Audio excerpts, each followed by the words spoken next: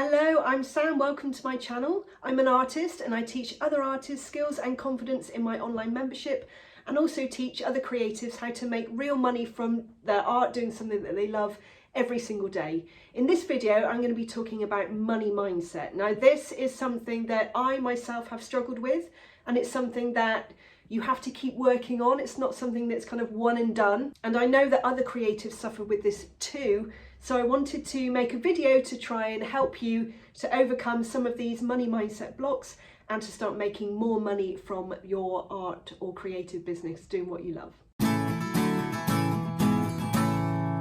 So I think the first step to overcoming a negative money mindset is to really understand what's going on in your mind, what you really think about money, being really clear on this. And I've found that actually writing it down, journaling, creating like a money timeline or a money story is really interesting, because there's a lot of things that you probably haven't even remembered from being a kid. You know, were there things said in your household, you know, money doesn't grow on trees, or do you think I'm made of money, or we can't afford it, or that's too expensive? Your child brain is a sponge and it's going to be taking on all of these things. And it doesn't actually matter what your situation was growing up. It could be that you saw debt. It could be that you saw struggle. It could be that you see lack.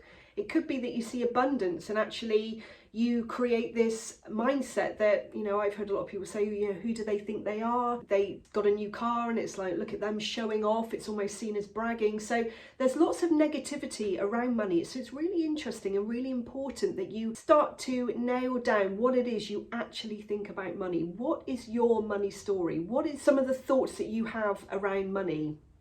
When you think of money, how does it make you feel? Does it make you feel nervous? Does it make you feel excited? And one of the big obstacles that I found as a creative is that a lot of people kind of say, well, you know, you're a starving artist, or artists should be starving. You should really suffer for your art. You know, you always think of Van Gogh. He always comes up as an example of that he really suffered for his art. And you should be really struggling. You should be, you know, living off pittance and finding patrons to actually support you. And if you didn't have them, then you would, you know, be out in the streets. And that seems to be the common theme that keeps running through. I hear it all of the time. You know, we shouldn't really be making money doing something we love. We should be struggling for our art, and it's absolute nonsense. It's just a story that your mind is telling you, and that you've, you know, had passed through. It's woven through all of your subconscious thoughts as you've been growing up, and so your brain is now telling you that's true, and it could be something that's really blocking you, that's really holding you back. So it's important to really work out what that is, and then that's the first step to starting to actually move through it and move on.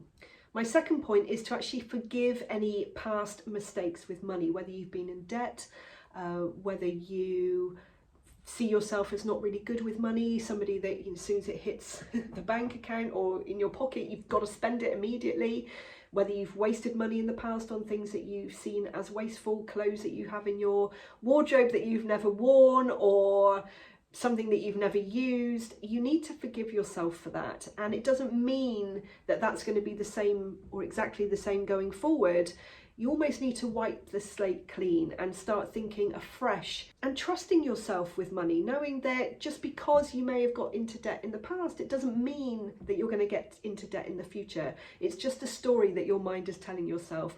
It's a story that your fear, your ego is telling you to keep you small, to keep you down, to stop you growing, to stop you moving on. That's what it's there for, to keep us alive, for survival. It doesn't really like anything that's new, and so you are going to feel that fear settling in. That's a perfectly normal and natural thing to have. But it is one of those things that we know it's going to be there, it's going to be part of our journey, and we need to kind of push through it and do it anyway. So know that your fears are just stories that your brain is telling you to keep you stuck, and you do have the choice to move past them and move on and grow. So my third tip is changing the way that you think about money. So have you thought in the past that anyone that's tried to sell you anything is really sleazy? You always think of secondhand car dealerships. For some reason, I have no idea why. Maybe when you walk into a shop, you've got this kind of aversion to anyone coming up to you and saying, you know, can I help you? It's like, no, leave me alone, stop forcing me to buy things. So what is it that you're thinking when you talk about sales and talking about money? Do you think that money can't buy you happiness? You know a lot of people that have a lot of money that are very, very miserable. So it's again about your money story and what you're telling yourself. It's really important to start thinking of money as an exchange of energy. That's all it is. If you have something to offer, then somebody is just an exchange of energy. If you have something to offer, then somebody is willing to give you money for that in exchange for that thing that you've created or that you're offering them, then it's just an exchange of energy. You wouldn't go into a bakery or Tesco and say, oh, you know, I'll have that for free today. It's really funny how us creatives really struggle with that. We're very sensitive, we're very empathetic, and also we're very self-critical and have a lot of self-doubt. So if somebody says, oh, I really like that piece of art that you've created, and you say it's £200, and they go, you go, oh, well, actually, you know, maybe I could knock a bit off, or maybe I could give you this for free. Why do we do that? That just wouldn't happen in any other thing.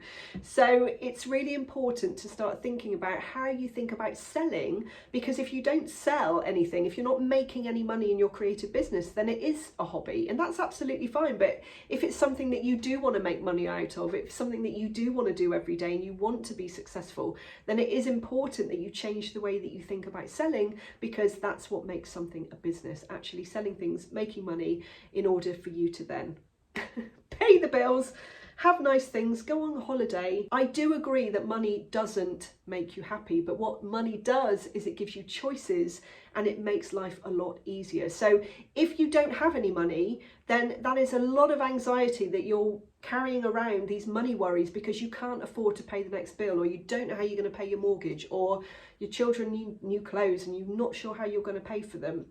It's a lot to carry on your shoulders. So imagine if that is taken away. Of course, that's going to be a big weight lifted off of your shoulders, not worrying about how you're going to pay for things, and also having things to look forward to. So yes, of course, it doesn't bring you happiness, but it gives you choices. So mindset is crucial in this, because actually it is about how you think about money, how you have an understanding of money and your money story that I talked about in point 1. Because you need to be sorting out your mindset in order that you're not going to still feel this lack even as the money starts coming in and still blocking yourself. So it's something that needs to be worked on all the way through your journey, and new things are going to come in as you start making money and as things start to change. Because we do, as creatives, I've seen this, you know, fear of success as well is just as scary, if not more so, than fear of failure, because we almost expect to fail, but to succeed, things start to change, and maybe there's a little bit more to worry about. You know, am I going to lose it all? So it gives you choices, but it's important to keep the right mindset as you move through your journey as well. And this brings me to my 4th point, which is knowing your value, knowing your worth. And I covered this briefly when I said about, you know, you offer your painting or your drawing and you say it's £200, for example, and someone says, oh, that's too much money, I'm not going to spend that on that. Then you kind of backtrack and you think, well, maybe I should be charging less, and maybe I should start giving it out for a lot less, and you start undervaluing yourself.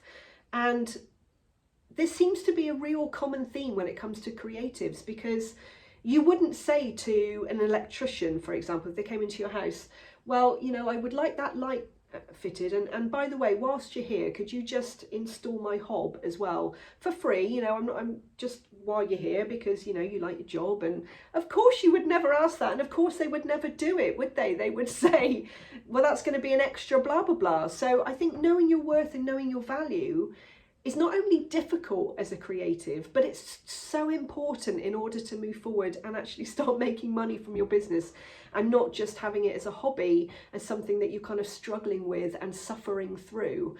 It can be abundant, but it's all going on up here. It's all about your mindset. How can we change the way we think about what we're doing for ourselves, actually have value in it? Don't see it as a hobby. See it as something that's really, it's a business. You're an entrepreneur, you know, it's something that you really value as a proper business. Just because you enjoy it doesn't mean it's not worth something. I get so many people saying to me, you know, and they say it in the right way, in like a good intention, but they kind of say, well, thank you for offering this for free, because I don't have the means to pay for this right now, or, you know, I feel like creatives should be sharing what they're doing. Why can't you tell me exactly how it is that you've done this so that I can learn for free? They don't want to pay for it.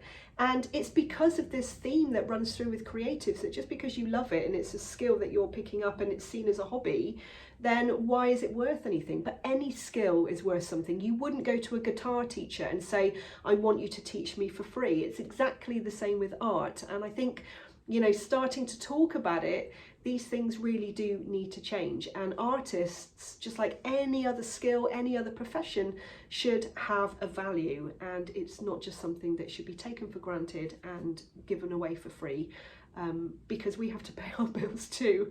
And that comes from within, that comes from inside. You need to know your value and stand firm and have boundaries and know what you're worth.